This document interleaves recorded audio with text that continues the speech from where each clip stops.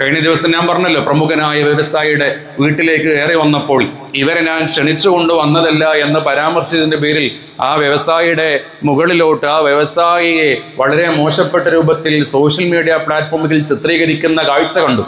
ഞാൻ ആലോചിച്ചു പോവുകയാണ്, ഇത്തരത്തിൽ അതിൻ്റെ മുമ്പ് ഈ ലെസ്ബിയൻ കപ്പിൾസ് ഒരു ചാനൽ ചർച്ചയിൽ ഇരുന്നു കൊണ്ട്, ക്യാമറയ്ക്ക് മുന്നിൽ ഇരുന്നു കൊണ്ട് തൻ്റെ പ്രിയപ്പെട്ട മാതാവിന് തനിക്ക് ശേഷം 4 കുട്ടികളുണ്ട് എന്ന് പറഞ്ഞപ്പോൾ തൻ്റെ പ്രിയപ്പെട്ട മാതാവിനും പിതാവിനും ഇത് തന്നെയാണ് ജോലി, ഇവർക്കിങ്ങനെ പ്രസവിച്ച കൂട്ടൽ തന്നെയാണ് ജോലി എന്ന് പറഞ്ഞുകൊണ്ട് ജനിപ്പിച്ച് വളർത്തിയ മാതാവിനെയും പിതാവിനെയും തള്ളിക്കളഞ്ഞുകൊണ്ട് അവരുടെ അപമാനത്തെ വ്രണപ്പെടുത്തിയപ്പോൾ എത്രമാത്രം ആ ഉമ്മയും ഉപ്പയും സങ്കടപ്പെട്ടിട്ടുണ്ടാകും.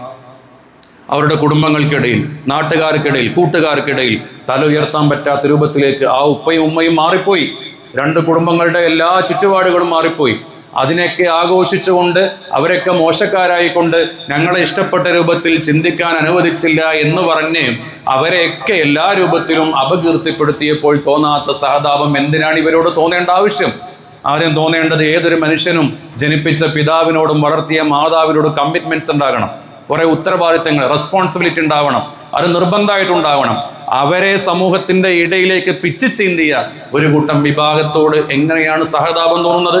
ഒരു അസുഖത്തെ ചികിത്സിക്കാതെ ഇത് മാനസിക രോഗമാണ് എന്ന് മനസ്സിലാക്കിക്കൊണ്ട് തന്നെ ചികിത്സിക്കാതെ നടക്കുന്ന ഈ ഒരു വിഭാഗത്തോട് എന്തിനാണ് നമ്മൾ സഹതാപം അറിയിക്കുന്നത്?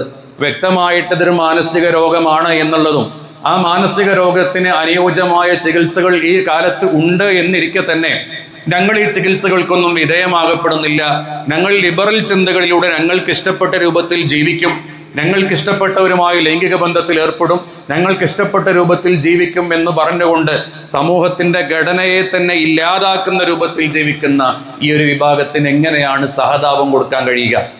ഏതൊരു മനുഷ്യർക്കും ബുദ്ധി കൊണ്ട് ചിന്തിച്ചാൽ അറിയാം, ഒരു അസുഖം വന്നാൽ ചികിത്സിക്കണം, അസുഖം വന്നു കഴിഞ്ഞാൽ ചികിത്സിക്കണം. അത് മതങ്ങൾ പറയുന്നുണ്ട്, എല്ലാ സിദ്ധാന്തങ്ങളും പറയുന്നുണ്ട്.